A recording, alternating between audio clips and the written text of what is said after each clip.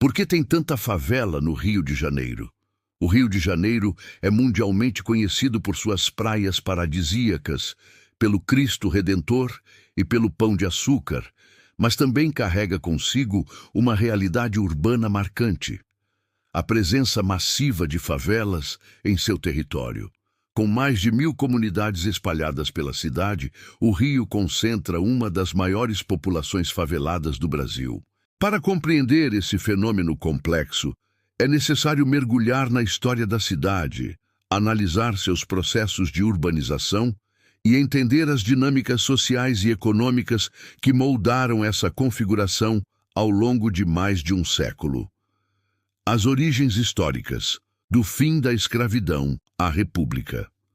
A formação das primeiras favelas cariocas está intrinsecamente ligada ao período pós-abolição da escravatura em 1888.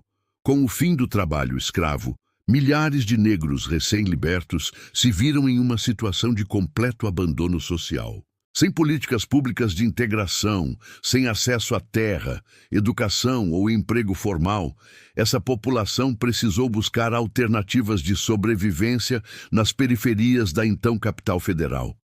Simultaneamente, o Rio de Janeiro passava por transformações urbanas significativas. A cidade buscava se modernizar, seguindo padrões europeus, especialmente parisienses. As reformas urbanísticas do início do século XX, conhecidas como Bota Abaixo, durante a gestão do prefeito Pereira Passos, 1902-1906, demoliram cortiços e habitações populares no centro da cidade. Essas ações expulsaram milhares de famílias pobres que precisaram encontrar novos locais para morar. O Morro da Providência, a primeira favela. O marco histórico da formação das favelas cariocas é geralmente atribuído ao Morro da Providência, próximo à região portuária. Soldados que retornaram da Guerra de Canudos, 1896-1897, ocuparam o morro à espera de receber as moradias prometidas pelo governo. O nome favela teria origem justamente nessa história, pois no sertão baiano, onde ocorreu a guerra, havia um morro coberto por uma planta chamada favela. Os ex-combatentes teriam batizado o Morro da Providência com esse nome, em referência às suas memórias de batalha. A partir desse momento, a ocupação de morros e áreas de difícil acesso se tornou uma solução habitacional para a população pobre do Rio. Essas áreas, geralmente desprezadas pelo mercado imobiliário formal, devido às dificuldades de construção e acesso, tornaram-se o único refúgio possível para quem não tinha condições de pagar aluguéis nas áreas centrais ou regularizadas da cidade. A industrialização e as migrações internas, durante o século XX, especialmente entre as décadas de 1940 e 1970, o Brasil passou por um intenso processo de industrialização. O Rio de Janeiro, como capital federal até 1960 e principal polo econômico do país, atraiu enormes contingentes populacionais de outras regiões, principalmente do Nordeste e de Minas Gerais. Essas pessoas vinham em busca de oportunidades de trabalho e melhores condições de vida.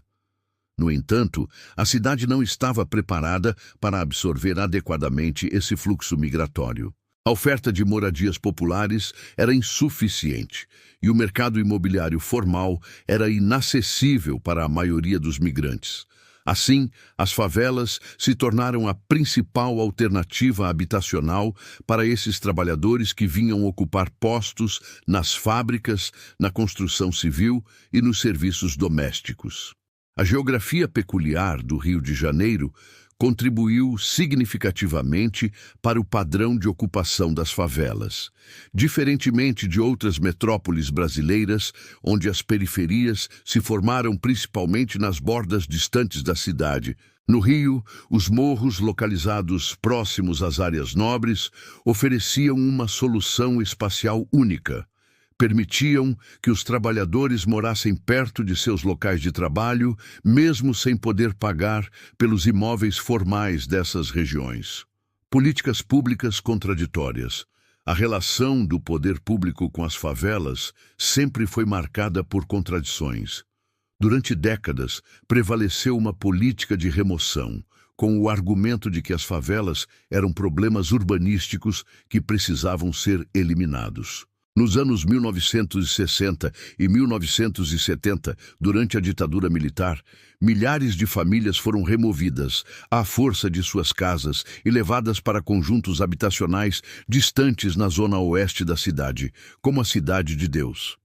Essas políticas de remoção geralmente falhavam em oferecer alternativas adequadas. Os conjuntos habitacionais construídos estavam longe dos centros de emprego, careciam de infraestrutura básica e serviços públicos, e muitas vezes as prestações eram incompatíveis com a renda das famílias removidas. Isso resultou em um ciclo vicioso. Muitas pessoas vendiam seus apartamentos dos conjuntos e retornavam para favelas mais centrais ou ocupavam novos morros.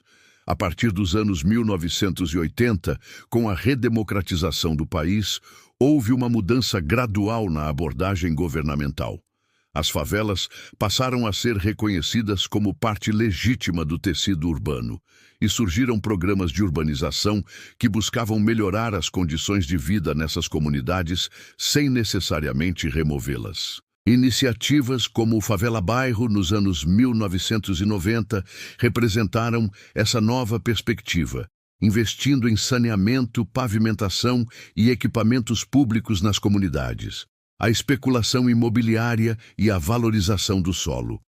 O Rio de Janeiro enfrenta uma das maiores pressões imobiliárias do país.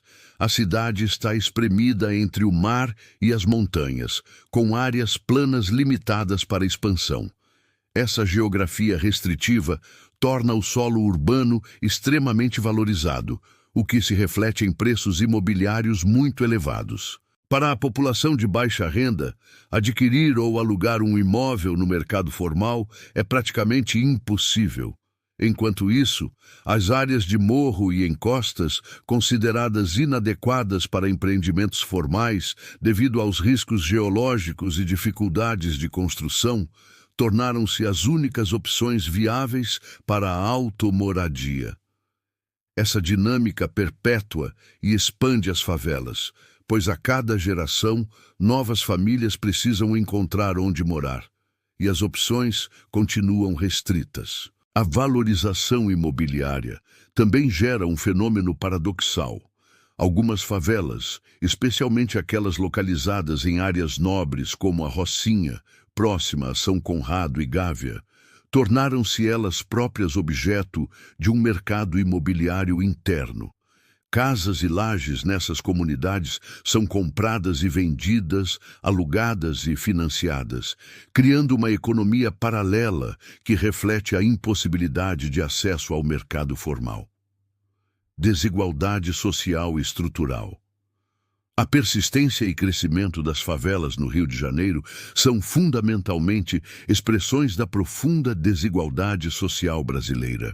O país possui uma das maiores concentrações de renda do mundo, e o Rio exemplifica essa realidade de forma espacialmente dramática. Mansões e favelas frequentemente dividem a mesma paisagem, separadas apenas por muros ou algumas centenas de metros. A desigualdade não se manifesta apenas na renda, mas no acesso a direitos básicos. A população favelada, historicamente, enfrentou precariedade no acesso a serviços públicos essenciais, como água tratada, esgoto, coleta de lixo, iluminação pública, transporte e, principalmente, educação e saúde de qualidade. Essa exclusão sistemática perpetua ciclos de pobreza que atravessam gerações. Ao mesmo tempo, é importante reconhecer que as favelas não são apenas espaços de carência. São também locais de intensa vida comunitária, solidariedade, produção cultural e resistência. Muitos dos ritmos musicais que definem a identidade cultural brasileira, como o samba e o funk carioca, nasceram e se desenvolveram nas favelas.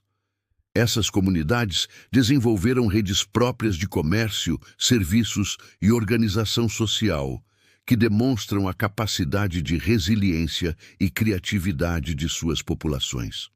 O papel do narcotráfico. A partir dos anos 1980, as favelas cariocas passaram a enfrentar um novo desafio: a instalação de facções do narcotráfico que passaram a controlar territorialmente essas áreas. O tráfico de drogas encontrou nas favelas condições ideais para suas operações. Locais de difícil acesso para as forças de segurança, população vulnerável que poderia ser cooptada e uma localização estratégica próxima aos mercados consumidores. A presença do tráfico trouxe consequências devastadoras. A violência armada tornou-se parte do cotidiano de muitas comunidades, com confrontos frequentes entre facções rivais e entre traficantes e polícia. Moradores se tornaram reféns desses conflitos, enfrentando tiroteios, toques de recolher impostos pelo tráfico e violações de direitos tanto por criminosos quanto por forças de segurança.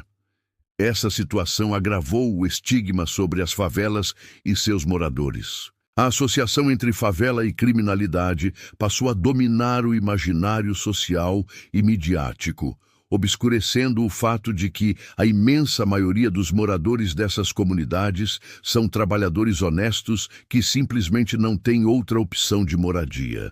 Esse estigma dificulta ainda mais a integração social e urbana das favelas, desafios contemporâneos e perspectivas. Hoje, mais de 20% da população do Rio de Janeiro vive em favelas.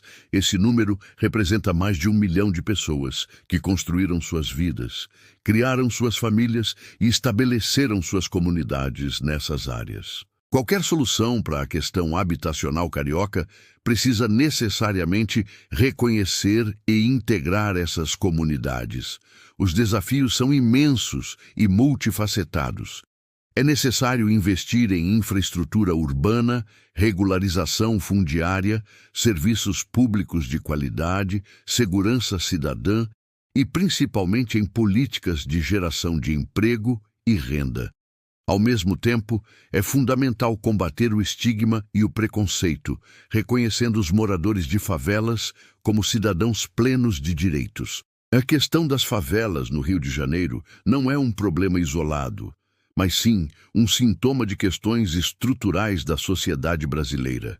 A desigualdade histórica, a ausência de políticas habitacionais adequadas à especulação imobiliária desenfreada e a falta de planejamento urbano inclusivo.